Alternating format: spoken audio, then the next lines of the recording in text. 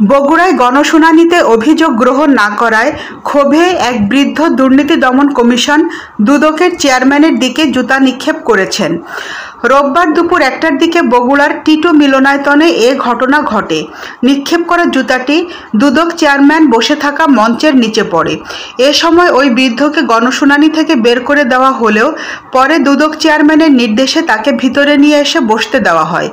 ঘটনাস্থলে উপস্থিত বগুড়া সদর থানার ওসি হাসান বাসির বলেন, জুতা নিক্ষেপকারী ভুক্তভোগী মৎস্যচাষীর নাম সাখাওয়াত হোসেন মণ্ডল, 65। দীর্ঘদিন ধরে তিনি একটি বিষয় নিয়ে বিভিন্ন জায়গায় প্রতারিত হয়ে প্রতিকার না পেয়ে হতাশ হয়ে পড়েন। পুলিশ প্রশাসন থেকে শুরু করে স্বরাষ্ট্র মন্ত্রণালয় ও সেনাপ্রধানের দপ্তরে অভিযোগ করেও কোনো সুরাহা পাননি। শেষ চেষ্টা হিসেবে তিনি বগুড়ায় দুদকের গণশুনানিতে অভিযোগ জমা দিতে আসেন, কিন্তু সেখানেও তার অভিযোগ গ্রহণ করা হয়নি বলে অভিযোগ করেন তিনি। ওসি আরও বলেন, গণশুনানি চলাকালে সাখাওয়াত হোসেন হঠাৎ ক্ষিপ্ত হয়ে দুদকের চেয়ারম্যান মোহাম্মদ আব্দুল মোমেনের দিকে নিজের পায়ের জুতা নিক্ষেপ করেন। ঘটনার পরপরই উপস্থিত কর্মকর্তারা তাকে সরিয়ে নিয়ে যান।